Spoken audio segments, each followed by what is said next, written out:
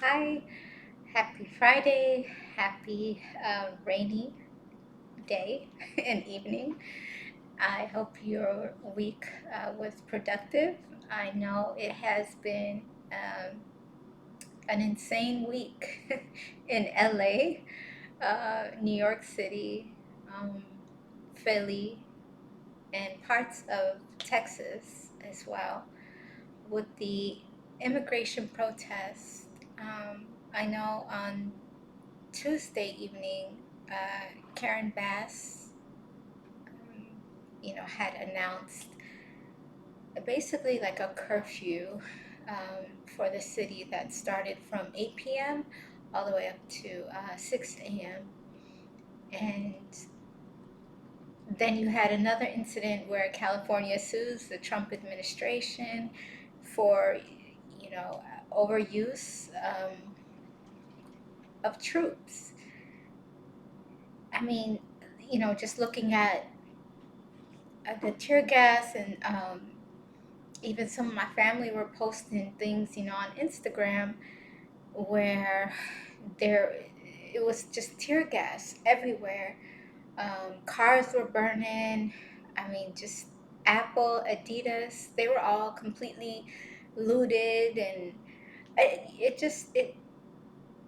took me back really to when I was a kid back in the early 90s. I believe it was like in 1992, the LA riots. And it was just so many business owners couldn't function. They just closed down, throughout the week. Um, a lot of businesses, were looted. It wasn't just these high end um, uh, locations and stores. And then I realized, burning and destroying the city has never provided a single solution. As a child of immigrants, born and raised in East LA, where a lot of this incidents and protests and riots and stuff had occurred back then and occurred this week, it's just like I understand and I can relate to it, but this isn't the way to go. Yes, this nation was built on the backs of immigrants. Those that are found, I believe, that are honestly working and at job sites, they should be given a path for legal work, a permit. I grew up with Mexicans, some of the world's most hardest working people, and I've said this since I was a kid, are Mexicans. Like with every nation, there should be and there needs to be a system in place. Burning the American flag while, waving Mexico's flag, it isn't logical and it's so disrespectful. Be proud of where you're from, but you also have to show respect to the country where you are and the country that you want to build a future in. California, for many years, has faced environmental issues, economic challenges, housing crisis, uh, the never-ending social and political unrest. And by adding additional challenges like this, that was just self-made by its residents, it's not really sending a clear message. It really isn't sending a message at all. Protesters can get their message out without having to lose their minds. Real change happens, through logic, organizing with the governor and the mayor, um, meeting and addressing it to the president with real strategic outcomes. And I just really hope and pray for peace, you know, throughout major cities in America. And it's not to say that, I'm blindsided behind all of this. I'm not. I can actually relate to it. But you have to think clearly, logically, and this has never been the solution. And so I really hope uh, positive changes come into place where everyone gets to be heard, and there's, a positive outcome at the end. So, uh, but today I just wanted to briefly discuss a topic that I feel is a very important topic, and it's a topic that's been on my mind for some time, which is to disengage from drama. So, what does it mean to disengage from drama? Disengaging from drama, in my eyes, means when God and your responsibilities are a priority. It's when you avoid unnecessary arguments, unnecessary conflicts, uncomfortable situations, tension, or drama. It just really means that you enjoy a life of peace. Have you noticed that dramatic people usually carry the same traits? Bitterness, envy, selfishness, attention seeking, gossipers. It's amazing to see things that people can find to complain about, be upset about, or just quickly gossip about. Drama destroys families, marriages, friendships, even professions. You cannot prosper in any environment that is centered on drama. In our society, especially in, the social media environment, too many people use drama to gain attention, likes, comments, views, especially when it involves, arguments, chaos, and controversy. Social media also makes people feel less accountable for their words, where it encourages people, to seek and create drama filled content. And for their viewers, it actually works. Right here on YouTube, there's just so much content that is just solely focused on drama. Drama is poison, and it leads to negative attitudes, negative energy, uncomfortable vibes and environments. It can cause people to avoid you or cause others not even to talk to one another. Or when they do talk to one another, everyone's either, yelling or just not getting along. So what are some ways to avoid drama? The first step that I believe is to get along with others. For some, getting along with others, it's not easy. It may not be easy. And sometimes you just have to find a way to be able to get along.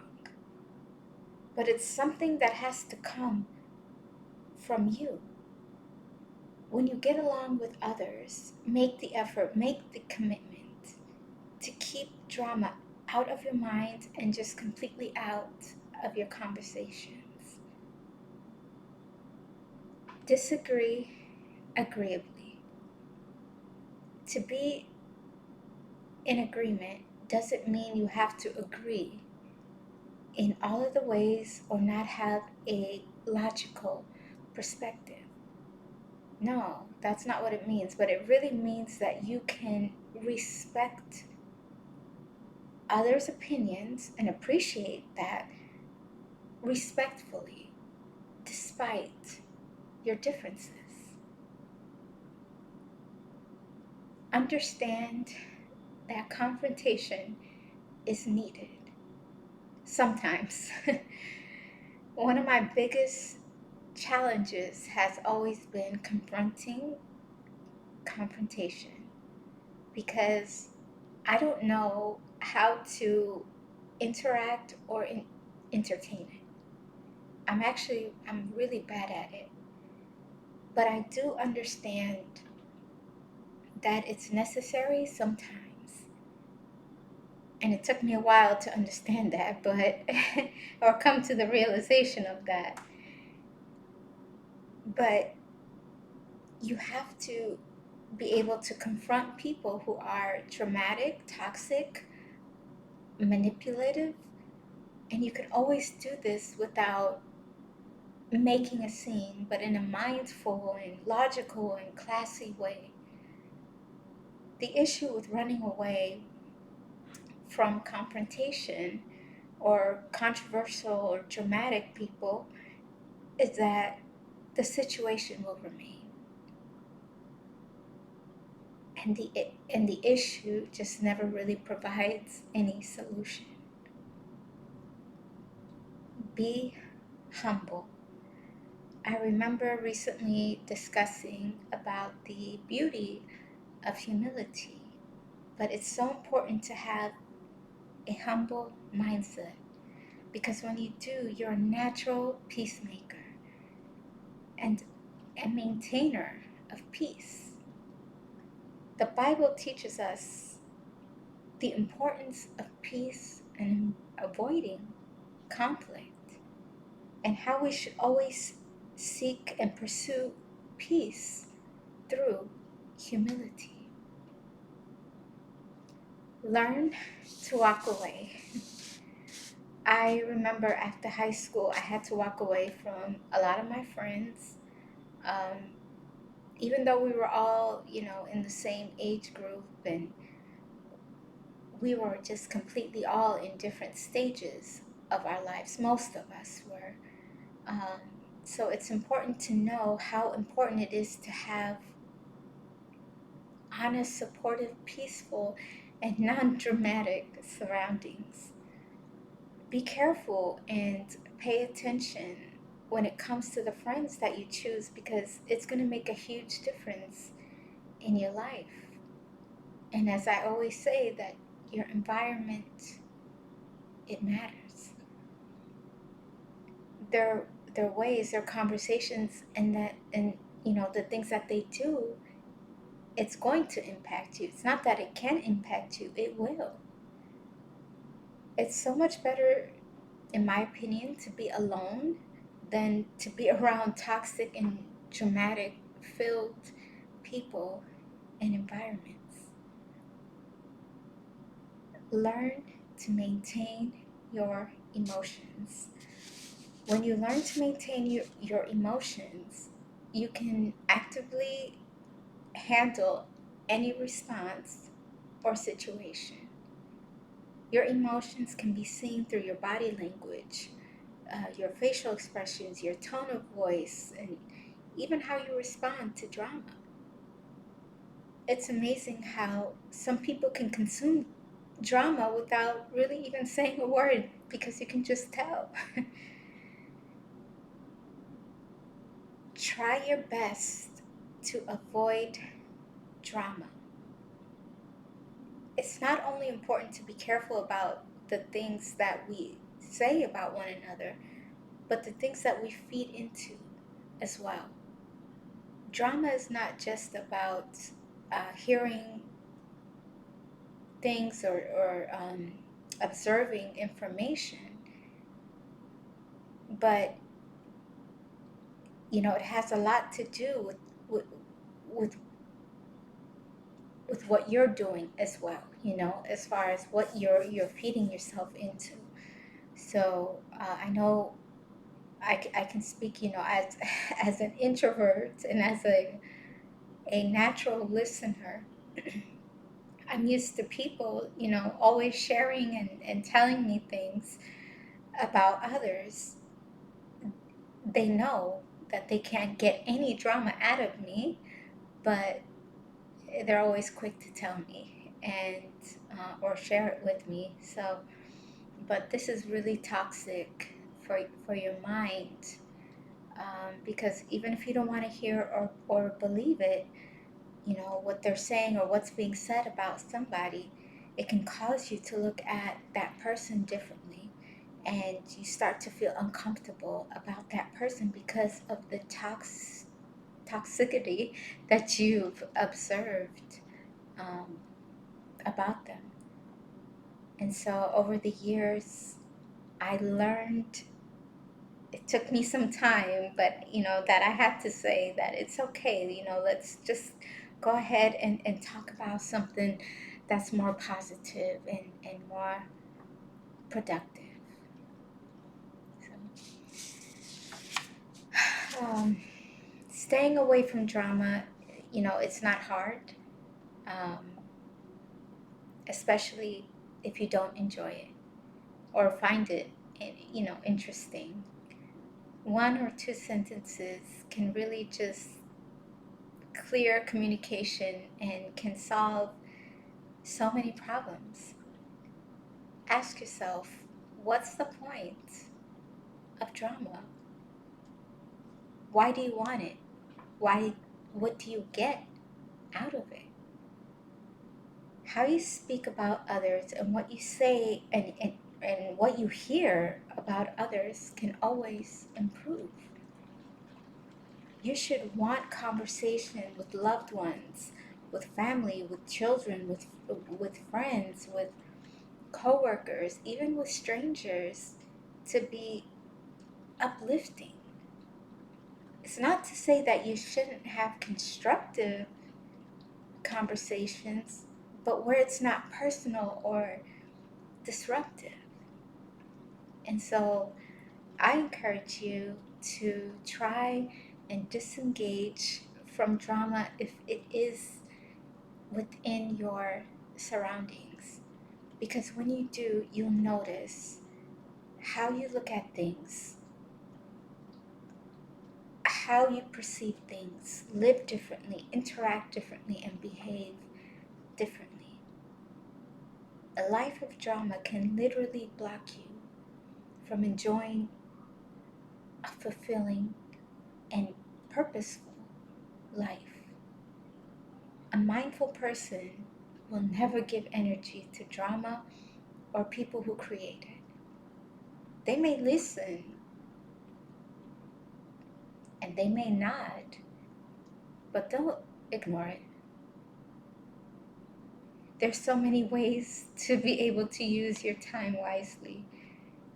And one of the best ways is when you disengage from drama. And I hope you have a beautiful and productive weekend ahead. It will be gloomy and rainy, so I hope you enjoy. Bye.